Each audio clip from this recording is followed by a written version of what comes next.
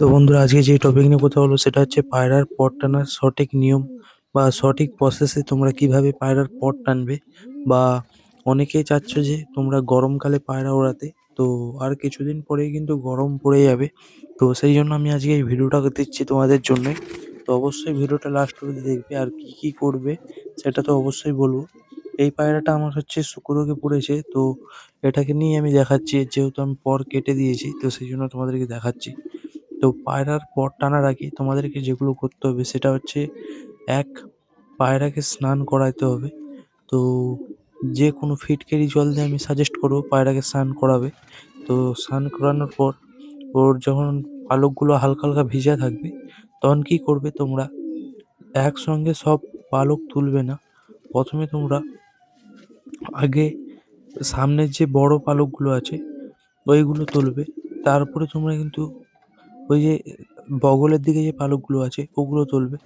তার কারণটা তোমাদেরকে বলি, যখন তোমরা সামনের পালকগুলো তুলে দেবে আর বগলের পালকগুলো লাস্টের দিকে তুলবে, তখন পায়রাটা উড়ার চেষ্টা করবে, আর যখনই উড়ার চেষ্টা করবে ওর পালক ভেঙে যাবে।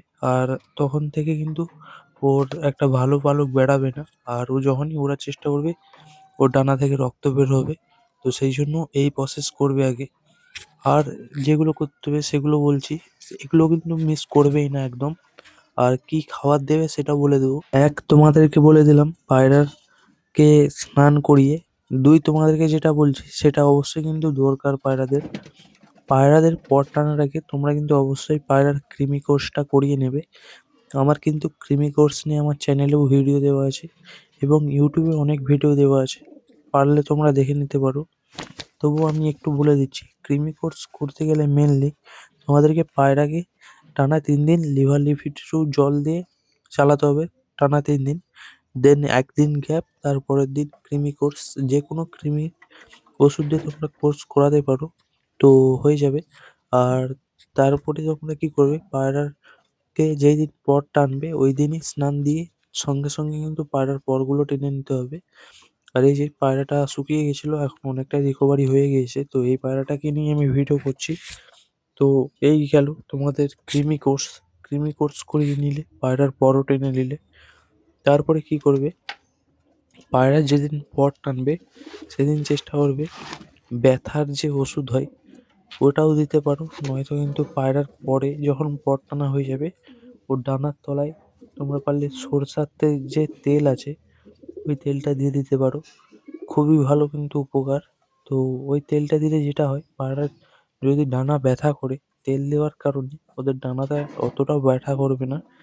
আর পায়রার পর টানার আগে তোমরা অবশ্যই কিন্তু পায়রাকে খাবারটা খাইয়ে নেবে, কারণ ওদের যখন ডানা বা লেজ যখন ব্যথা করবে তখন দেখা যায় যে ওরা খেতে চায় না। তো সেই জন্য আগে পায়রাটাকে ভালোভাবে খাইয়ে নেবে, দেন পায়রার পরটা তোমরা টেনে নেবে।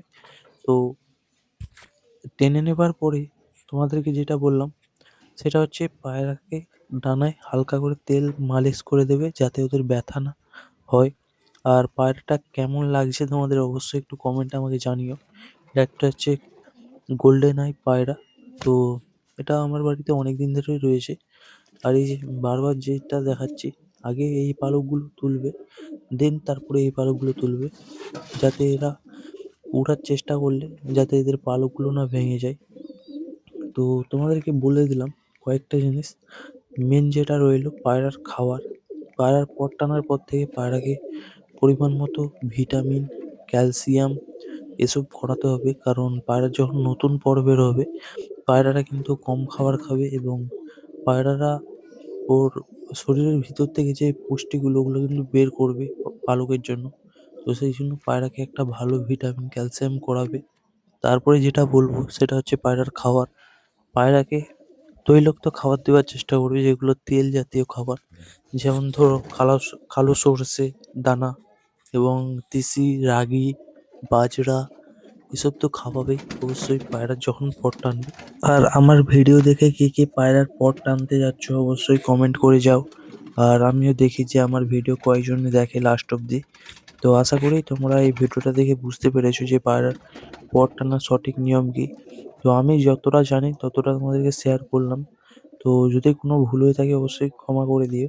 তো চলো আজকের ভিডিওটা আর বেশি বড় করছি না। দেখা হচ্ছে তোমাদের সাথে নেক্সট ভিডিওতে। ততক্ষণের জন্য bye bye and take care. By.